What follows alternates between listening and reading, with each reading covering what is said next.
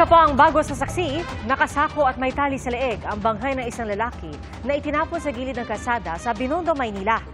Saksi, si Nico Wahe, exclusive. Mag-alas 2:30 na madaling araw nung Sabado nang makuha na ng CCTV ang tricycle na ito sa Muelle de la Industria sa Binondo, Maynila. Makikitang gumilid ang tricycle, saka may itinapon sa gilid ng kalsada bago tuluyang umalis.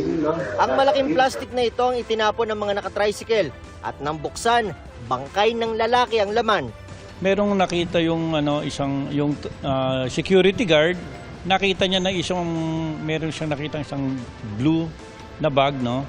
Kaya nilapitan niya, tapos kumuha siya ng stick. Sinignan niya yung nasa loob. Ang bumungad sa kanya ay yung scalp o yung ulo ng tao.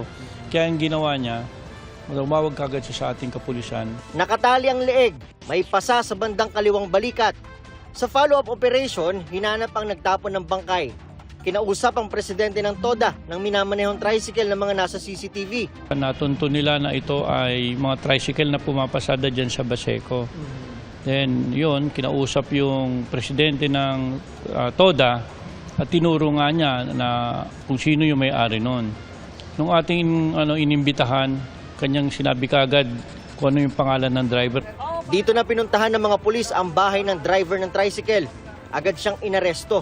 Pero iginiit niyang nagmamaneho lang siya. Na-pick up ko lang naman yan sila sir habang nag-drive ako sir.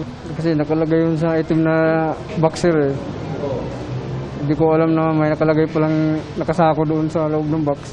Lumalabas sa inisyal na investigasyon ng Manila Police District na ang biktima ay suspect pala sa pagnanakaw at ang kanyang huling na biktima ay ang mga magulang ng dalawang suspect na nakasakay sa tricycle at nagtapon ng kanyang bangkay na pinaghahanap ngayon ng mga pulis. Biktima natin ay madalas mahuling magnakaw. Ang theory namin dito ay paghihigante. Para sa GMA Integrated News, Nico Wahe, ang inyong saksi. Mga kapuso, sama-sama tayong maging saksi. Mag-subscribe sa GMA Integrated News sa YouTube at para sa mga kapuso abroad, samahan niyo kami sa GMA Pinoy TV at sa www.gmanews.tv.